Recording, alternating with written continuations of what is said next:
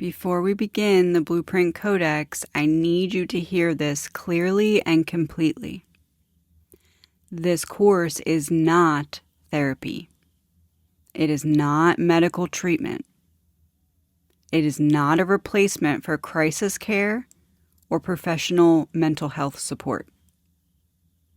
What it is a guided journey of self-discovery, healing, and inner remembrance. It is a blueprint for decoding your story and reprogramming old patterns. But it is not meant to replace the people, the tools, and the resources that exist to keep you safe. What we're about to do together will reach into deep layers of your story. This may stir up emotions that you haven't felt in years. It might bring old memories to the surface or awaken parts of you that have been silent for a really long time. That is all part of the work. It's not a sign that something's going wrong. It's a sign that something is moving. But as those layers rise, I want you to know that you are never expected to face them alone. If at any point during this journey you feel unsafe with your thoughts, if the weight of what surfaces begins to feel too heavy, or if you have thoughts of harming yourself, I'm asking you now to reach out for help. That is not failure. That is wisdom. It means you're honoring your humanity while doing the deep spiritual work. If you are in the United States, you can call or text 988 to connect with the Suicide and Crisis Lifeline at any time. You can also text HELLO, HELLO, to 741-741.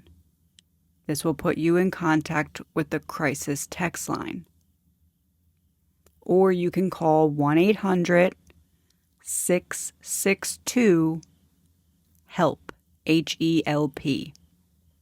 This is for mental health and substance use support. If you are elsewhere in the world, you can visit findahelpline.com. This will help you find a resource in your country. These services exist because your life matters so deeply, and you are never meant to carry the hardest parts alone. The Blueprint Codex is meant to help you excavate what's beneath the surface. But this excavation is not the same as self-reliance.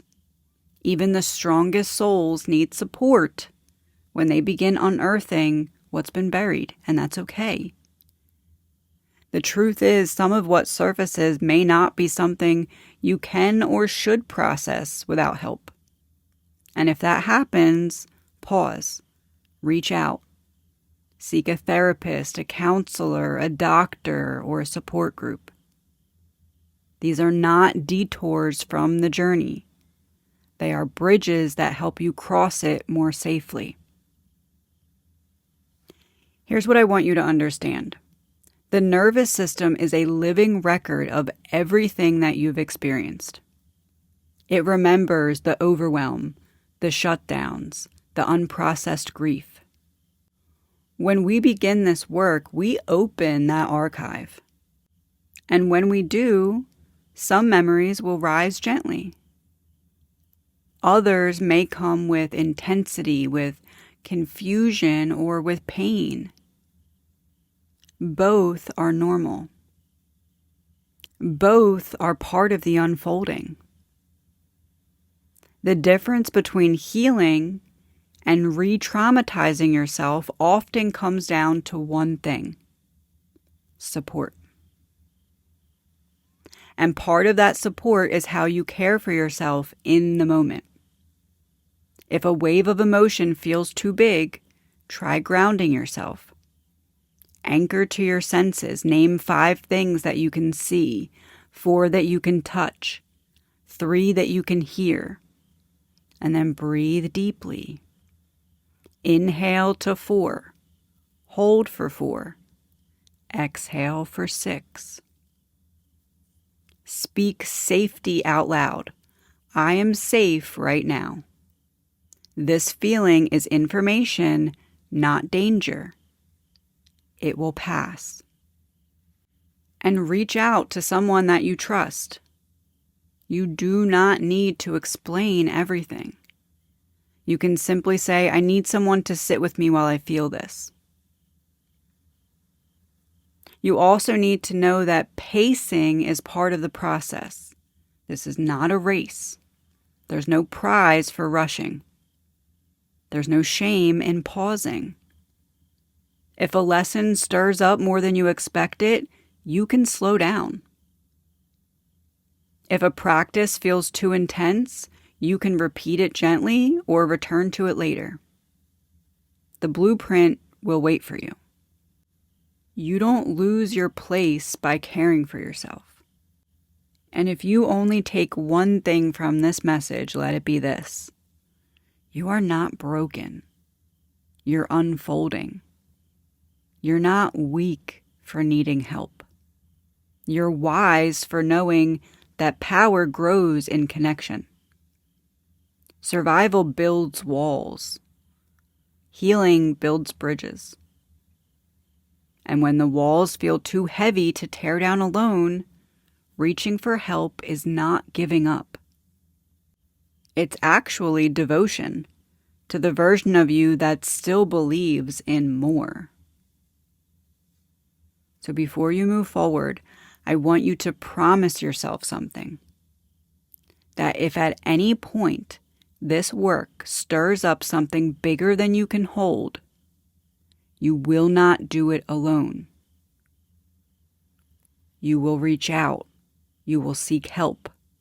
You will remember that healing is not about some heroic endurance.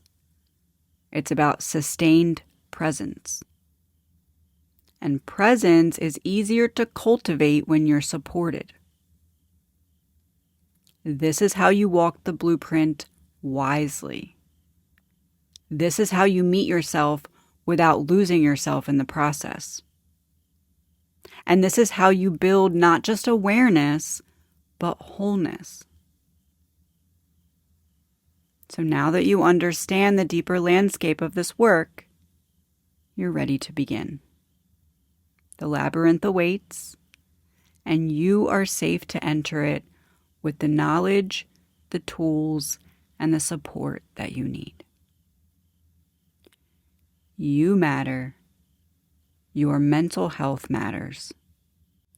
And giving yourself the permission to reach out for support when you need it is a requirement of this journey.